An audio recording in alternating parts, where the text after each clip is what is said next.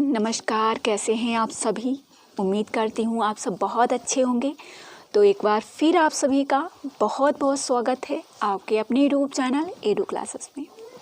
साथियों, आज की यह क्लास आप सभी के लिए बहुत ही महत्वपूर्ण होने वाली है, क्योंकि इसमें हम पढ़ने जा रहे हैं हिंदी साहित्य की महत्वपूर्ण पंक्तियाँ। हिंदी साहित्य में आदिकाल से आधुनिक काल तक अभी जो पंक्तियाँ पूछी गई हैं विगत वर्षों की परीक्षाओं में, उन्हीं का हम रिवीजन करने वाले हैं इस क्लास में।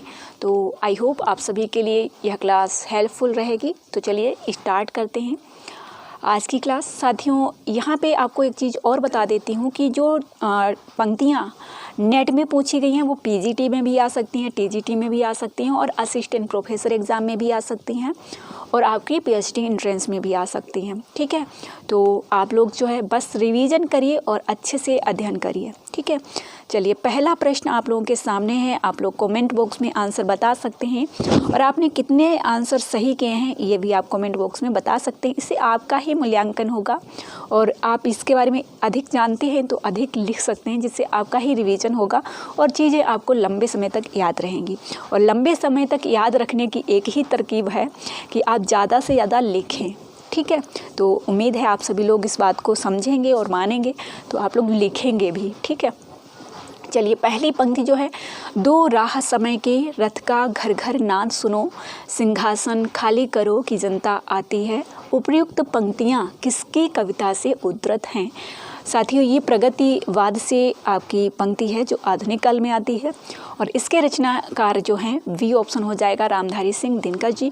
रामधारी सिंह दिनकर जी का जन्म जो है 1908 में हुआ था और बिहार में सिमरिया ज़िले में। ठीक है, आप लोग इनके बारे में देख लीजिएगा। इनकी बहुत सारी रचनाएं हैं, रश्मिरथी, कुरुक्षेत्र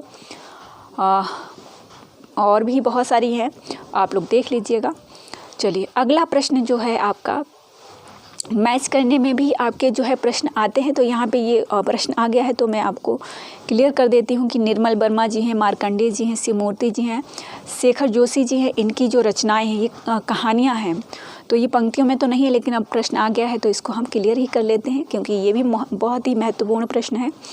तो शेखर जोशी जो है इन्होंने लिखा है कोसी का घटवार, टीका 1 जो है आपके 2 ऑप्शन में दिया गया है।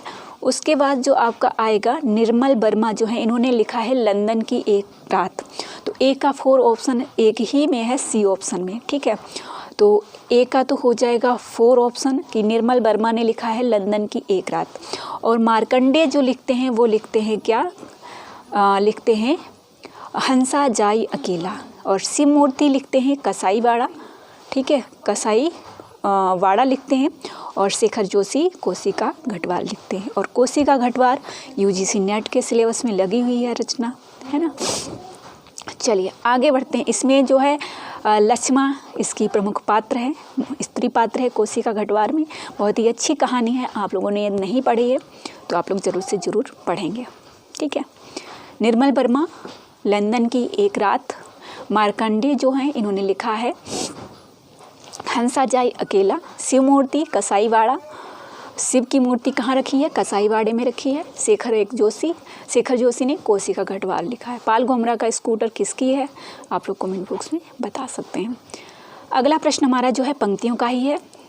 जो पंक्तियाँ अभी तक पूछी गई हैं परीक्षा में, बार बार रिपीट होती हैं, कहीं मैच करने के लिए होंगी तो कहीं डायरेक्ट पूछी जाएंगी।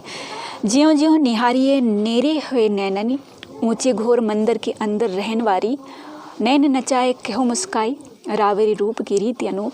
तो नैन नचाए कह मुस्काई ये तो हो गई पद्माकर की, और रावेरी रूप की रीति अनूप ये हो गया है घनानंद की। ठीक है, और ऊंचे घोर मंदिर के अंदर रहन वाली ये हो गई मतिराम की। ठीक है, सॉरी ये होगी भूषण की। तो ज्यों ज्यों निहारिए नेरे हुए नैनन के, सी का हो जाएगा एक ऑप्शन, जो आपका यहाँ पे ए और सी 2 ऑप्शन है। तो आगे आप बढ़ेंगे तो देखेंगे कि रावरी रूप की रीति अनूप, तो ये डी का 2 ऑप्शन हो जाएगा, जो आपका आ जाएगा ए ऑप्शन है। तो ए का हो जाएगा 3rd ऑप्शन, ज्यों ज्यों निहारिए ये तो हो गई मतिराम की, ऊंचे घोर मंदिर के अंदर रहने वाली ये हो गई भूषण की। ठीक है, और नैन नचाए कहो मुस्काई ये हो गई पद्माकर की, और रावरी रूप की रीति अनूप ये हो गई आपके घनानंद जी की। तो फर्स्ट ऑप्शन सही हो जाएगा। आप लोग चाहें तो नोट कर सकते हैं और इन पंक्तियों को नोट कर लेंगे, बार रिवीजन करेंगे तो प्रश्न गलत होने का कोई चांस नहीं रहेगा, ठीक है। और जितना अधिक आप रिवीजन करेंगे उतना ही बेहतरीन आपका परिणाम होगा। अब यहाँ पे देखिए बहुत ही शानदार प्रश्न है कि ज्यों ज्यों बसे जात दूर दूर प्रिय प्राण मोय, त्यों त्यों वसे धसे जात मन मुकुर हमारे में। भ्रमर गीत प्रसंग से संबंधित उपयुक्त पंक्तियाँ हैं। पंक्तियों के कवि कौन है? तो यहाँ पे जो 4 रचनाकार हैं, चारों ने भ्रमर गीत प्रसंग लिखा है। नंददास जी ने भी, सूरदास जी ने भी, सत्यनारायण कविरत्न ने भी और जगन्नाथ दास रत्नाकर ने भी। और ये पंक्ति जो है डी ऑप्शन हो जाएगा, जगन्नाथ दास रत्नाकर जी की है। आई होप आपको ये क्लास पसंद आएगी क्योंकि आपकी परीक्षा की दृष्टि से महत्वपूर्ण क्लास है। जो घनीभूत पीड़ा थी मस्तक में स्मृति सी छाई, दुर्दिन में आंसू बनकर वह आज बरसने आई। उपयुक्त काव्य पंक्तियाँ किस कवि की हैं? तो ये आंसू जो 1925 में लिखी गई है जयशंकर प्रसाद के द्वारा, तो उसी से ये पंक्ति ली गई है। C option is right answer हो जाएगा। यहाँ पे आप देखेंगे धिक धाये तुम यूं अनाहूत, धोधिया श्रेष्ठ कुल धर्म धूत, राम के नहीं काम के सुत कहलाए। उपयुक्त काव्य पंक्तियों का संबंध किस काव्य रचना से है? तो ये निराला जी की पंक्ति। और यहाँ पे जो 4 रचनाएं हैं उसमें से 2 तो निराला जी की हैं, तुलसीदास और राम की शक्ति पूजा, साकेत मैथिली शरण गुप्त की है। संशय की एक रात जो है नरेश मेहता जी की है, ठीक है।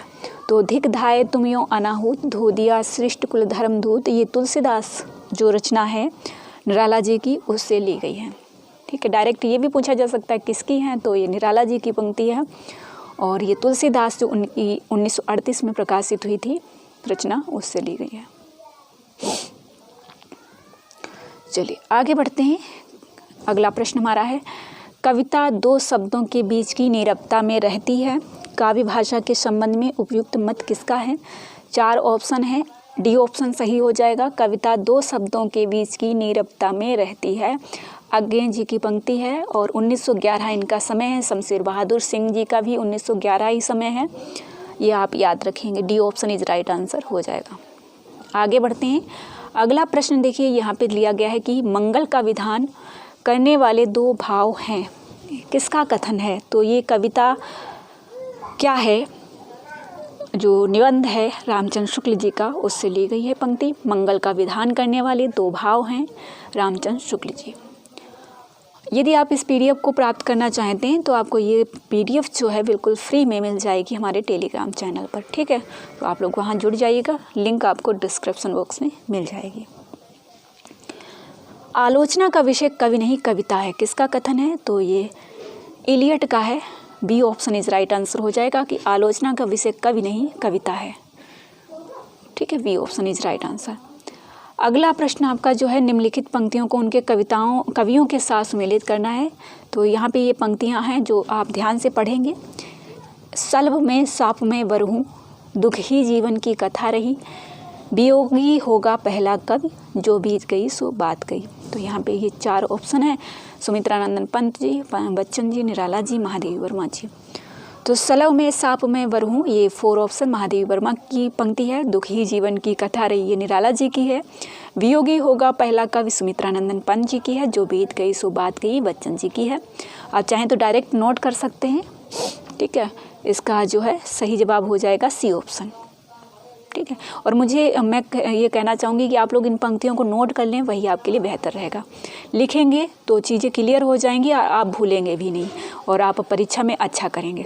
देखिए अब इस तरीके से प्रश्न रिपीट होता है। जैसे यहाँ पे देखिए ये ऑप्शन इस तरीके से दिया गया था मैच करने के लिए, ये देखिए दुख ही जीवन की कथा रही, निराला जी की है। ये इस तरीके से मैच करने के लिए था प्रश्न, और यहाँ पे आप देखेंगे दुख ही जीवन की कथा रही। तो कितना खुशी होती है ऐसे प्रश्नों को आप सभी के सामने प्रस्तुत करते हुए कि देखिए प्रश्न रिपीट होते हैं। वहाँ मैच करने के लिए था, यहाँ डायरेक्ट है दुख ही जीवन की कथा रही। और एक ही परीक्षा में, जैसे यूजीसी नेट के लेवल की तैयारी यदि आप कर रहे हैं तो टीजीटी पीजीटी तो आप आसानी से निकाल सकते हैं, राइट। तो दुख ही जीवन की कथा रही, क्या कहूँ आज जो नहीं कही। उपयुक्त पंक्तियाँ किस कविता से उद्धृत हैं? तो ये निराला जी की है। और ये जो है दुख ही जीवन की कथा रही, क्या कहूँ आज जो नहीं कही, ये जो है सरोज स्मृति से ली गई हैं, ठीक है। सरोज स्मृति से ली गई है पंक्ति। इस तरीके से प्रश्न बनता है, ठीक है। और वहाँ की चारों ही रचनाएं जो है निराला जी की हैं, सरोज स्मृति, राम की शक्ति पूजा, तुलसीदास, कुकुरमुत्ता। प्रश्न ऐसे भी बन सकता है कि इनमें से कौन सी रचना जो है लंबी कविता नहीं है। तो यहाँ पे चारों ही रचनाएं जो है निराला जी की ये लंबी कविताएं हैं, ठीक है। जैसे अज्ञे जी ने जो लिखा है असाध्य वीणा, वो भी एक लंबी कविता है। आंसू भी लंबी कविता है।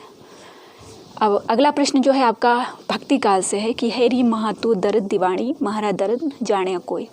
तो बहुत ही आसानी से आप इसका जवाब दे सकते हैं। ये मीराबाई जी की पंक्ति है। B option is right answer. अगला प्रश्न आपका, मांगी के खईवो मसीद के सोईवो, लेवो को एक न देवो को दो। पंक्ति का संबंध तुलसीदास की किस रचना से है?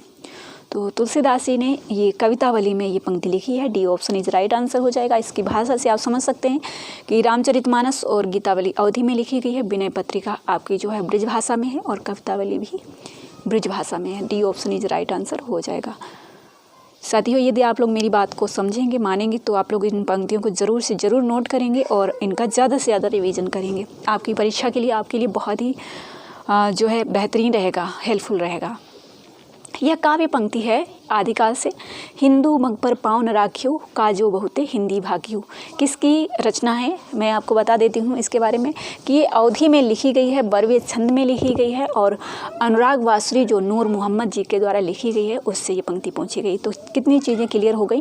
अगर अगली बार परीक्षा में ये पूछ दिया जाए ये किस रचना से है, तो अनुराग वासुरी से है, ठीक है। और इसका समय 1664 है जहाँ तक मुझे याद है। आप लोग एक बार देख लीजिएगा, 1664 ही है। नूर मोहम्मद जी जो हैं इन्होंने लिखी है सूफी काव्य में, ठीक है, और बरवे छंद में लिखी है। ये भी पूछा जा सकता है ये पंक्ति, इस पंक्ति में किसका प्रयोग किया गया? अवधि में लिखी गई है, बरवे छंद है, ठीक है। अगला प्रश्न बहुत ही शानदार प्रश्न है। सुनिए कथा कौन निर्गुण की, रचपच बात बनावत, शगुन सुमेर प्रगट देखियत, तुम तृण की ओट दुरावत। ये पंक्तियाँ किसकी हैं? तो ये पंक्तियाँ जो है 4 ऑप्शन है। सूरदास की ये पंक्ति है, सुनिए कथा कौन निर्गुण की। ये आपके मैच करने के लिए पूछी जा सकते हैं। आपसे किसी भी प्रकार से ये प्रश्न आपका बन सकता है, ठीक है। और सुनिए कथा कौन निर्गुण की, तो ये आपके सूरसागर से ये पंक्ति ली गई है। ये पूछा जा सकता है किस रचना से है, तो सूरसागर जो है सूरदास जी की है।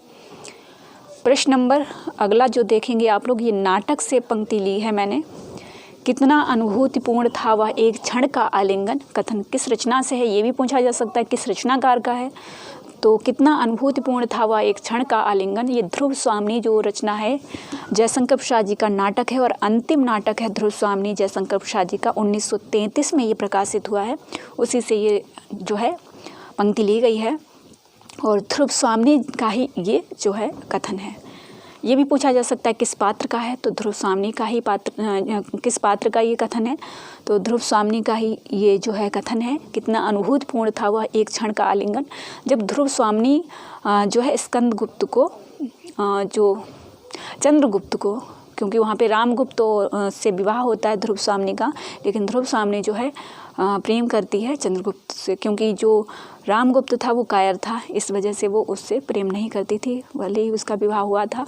तो विवाह विच्छेद भी इसमें दिखाया गया है ध्रुव स्वामिनी में। कितना अनुभूतिपूर्ण था वह एक क्षण का आलिंगन, ध्रुव स्वामिनी जो है चंद्रगुप्त से जब आलिंगन इसका होता है तब जो है ये कथन ध्रुव स्वामिनी कहती है। A option is right answer. Dhruv Swamini का जो है प्रकाशन 1933 है और जयशंकर प्रसाद जी का ये अंतिम नाटक है और इनका प्रथम नाटक सज्जन है जो 1910 में प्रकाशित हुआ था। बाकी प्रेम योगिनी, कर्पूर मंजरी, नील देवी ये भारतेंदु हरिश्चंद्र जी के नाटक हैं, आप लोग चाहें तो नोट कर सकते हैं। अगला प्रश्न जो है इसमें भी आपको मैच करने के लिए और डायरेक्ट भी ये पंक्तियाँ बहुत बार पूछी गई हैं। बात बोलेगी हम नहीं, भेद खोलेगी बात ही, मुक्त करो नारी को मानव, रूपों में एक अरूप सदा खिलता है, बांधो ना इस ठाव बंधु, व्यक्ति का है धर्म तप करुणा क्षमा, व्यक्ति का है धर्म तप करुणा क्षमा। तो बात बोलेगी हम नहीं, भेद खोलेगी बात ही, डी ऑप्शन सही हो जाएगा। शमशेर बहादुर से मैच करती है, डी का 1 हो जाएगा जो फर्स्ट ऑप्शन में ही है, तो यहाँ पे फर्स्ट ऑप्शन आपका सही हो जाएगा। आगे कहते हैं कि रूपों में एक अरूप सदा खिलता है, तो ये अज्ञे की पंक्ति हो गई। आपसे डायरेक्ट पूछा जा सकता है रूपों में एक अरूप सदा खिलता है किसकी पंक्ति है, तो अज्ञे जी की है। और निराला ने लिखा है कि बांधो ना नाव इस ठाव बंधु, ठीक है। और बांधो ना नाव एक उपन्यास लिखा है उपेंद्रनाथ अस्क जी ने, ठीक है। और पंत जी ने लिखा है कि मुक्त करो नारी को मानव, ठीक है। तो यहाँ पे आपका ए ऑप्शन राइट आंसर हो जाएगा, ओके। और व्यक्ति का है धर्म तप करुणा क्षमा, तो ये जो है रामधारी सिंह दिनकर जी की पंक्ति है, जहाँ तक मुझे याद आ रहा है। आप लोग एक बार सर्च करके देख लीजिएगा, ठीक है। मुझे कमेंट बॉक्स में बताइएगा कि यह पंक्ति किसकी है। व्यक्ति का है धर्म तप करुणा क्षमा, और ये मुझे लगता है कि रश्मिरथी से ही पंक्ति होगी। आप लोग एक बार देख लीजिएगा। चलिए, ये भक्ति काल से पंक्तियां हैं। केशव कहीं न जाए का कहिए, अविगत गति कछु कहत न आवे, राम भगत अनियारे तीर, जोर लाई रकत के ले। तो केशव कहीं न जाए का कहिए, ये तुलसीदास जी की पंक्ति है। और 2 बी और सी में देखिए 4 ऑप्शन आ रहा है, बाकी आप देखेंगे। जोर लाई रकत के ले, ये पंक्ति जो है चायसी जी की, तो C option is right answer हो जाएगा। अविगत गति कछु कहत न आवे, ये सूरदास जी की पंक्ति हो जाएगी। और राम भगति अनियारे तीर, ये जो है कबीर जी की पंक्ति हो जाएगी। तो C option is right answer हो जाएगा आपका। अगला प्रश्न है, बहुत ही बार रिपीट हो चुका है और आगे भी आने की उम्मीद है। संतन को कहा सीकरी सो काम, आवत जात पन्हैया टूटी विसर गयो हरिनाम। पंक्तियाँ किस कवि की हैं, तो ये हैं वी ऑप्शन कुम्मनदास जी की। कुम्मनदास जी को सीकरी का आमंत्रण दिया था अकबर जी ने, ठीक है, वहाँ के शासक थे उस समय। तो कुम्मनदास जी ने यह पंक्ति कही थी कि संतन को कहाँ सीकरी सो काम, B option is right answer हो जाएगा। बाकी तुलसीदास जी की जो पंक्तियां हैं, कबीरदास जी की, दादू दयाल जी की, वो भी बहुत ही महत्वपूर्ण है। बहुत ही शानदार प्रश्न आप सभी के सामने है कि बहुत बीती थोड़ी रही सो बीती जाए, ठीक है। यदि अभी तक आप निराश हैं तो उसमें आप इस पंक्ति को जोड़ सकते हैं। बहुत बीती थोड़ी रही सो बीती जाए, हित ध्रुव वेग विचार के बस वृंदावन आए। पंक्तियाँ किस कवि की हैं, तो ये ध्रुव, देखिए यहाँ पे लिखा है ये हित ध्रुव वेग विचार के। तो पंक्ति अगर आप ध्यान से पढ़ेंगे तो आप आराम से आंसर भी दे देंगे। सी ऑप्शन ध्रुवदास जी की ये पंक्ति है, बहुत बीती थोड़ी रही।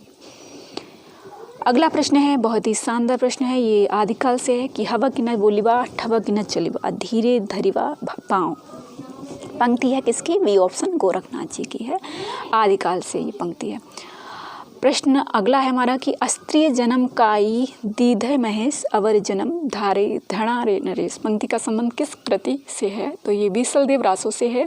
सी ऑप्शन ही हो जाएगा सही आंसर। नरपति नाल जी की ये पंक्ति हो, और इसमें जो नायिका है उसका क्या नाम है, राजमती। C option is right answer. अगला प्रश्न है, कबीर की उक्तियों में कहीं कहीं विलक्षण प्रभाव और चमत्कार हैं। ये भी बहुत ज़्यादा पूछा जाता है और आ गया तो मैंने कहा क्यों ना सॉल्व करा देती हूँ। ये कथन है रामचंद्र शुक्ल जी का कि कबीर की उक्तियों में कहीं कहीं विलक्षण प्रभाव चमत्कार हैं। ये ऑप्शन इज राइट आंसर। अगला प्रश्न है, जेही मुख देखा तेही हंसा, सुनते ही आयो आंसू।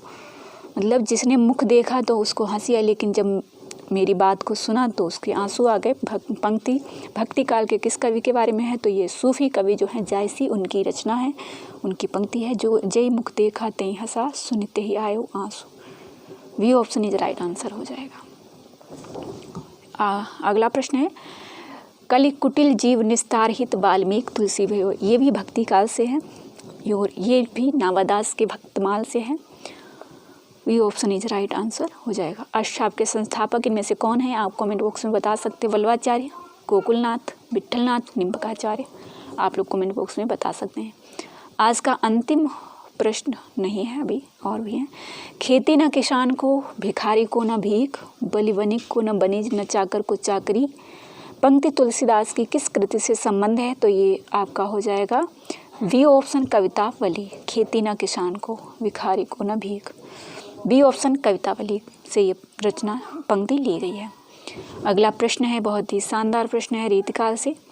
ब्रजभाषा हेतु ब्रजभाषा ही ना अनुमानो। कथन रीतिकाल के किस कवि का है, तो भिखारी दास जी का है। इन्होंने कहा है कि यदि कोई ब्रजभाषा बोल रहा है तो आप ये ना मानिए कि वो ब्रज का ही निवासी है, क्योंकि जब रीतिकाल में रचनाएं लिखी गई थी तो कोने कोने से रचनाकार लिखने लगे थे और अधिकतर ब्रजभाषा में ही लिखा गया, और इसीलिए ब्रजभाषा का स्वर्ण युग रीतिकाल को कहा जाता है। ये भी आप ध्यान रखेंगे। C option is right answer हो जाएगा। 1725 इनका समय है भिखारी दास जी का, और 1753 समय है पद्माकर जी का। ध्यान रखेंगे। केशवदास जी का 1555 है, नोट कर लीजिएगा। ब्रिजभाषा है तो ब्रिजभाषा ही ना अनुमानो। तो आज का ये अंतिम प्रश्न था हमारा। उम्मीद है आप सभी के लिए बेहतरीन क्लास रहेगी और आपको यहाँ से लाभ भी मिलेगा। आपको ये क्लास कैसी लगी मुझे कमेंट बॉक्स में ज़रूर फीडबैक दीजिएगा, क्योंकि आप लोग बताएंगे मुझे, तभी मुझे पता चलेगा कि आपको हमारी क्लासेस से लाभ मिल रहा है या नहीं। ओके, तो चलिए इस वीडियो को यहीं पर एंड करते हैं। मिलते हैं किसी अगली वीडियो के साथ। आप मुझे कमेंट बॉक्स में ये भी बता सकते हैं आप किस टॉपिक को पढ़ना चाहते हैं। ओके, धन्यवाद।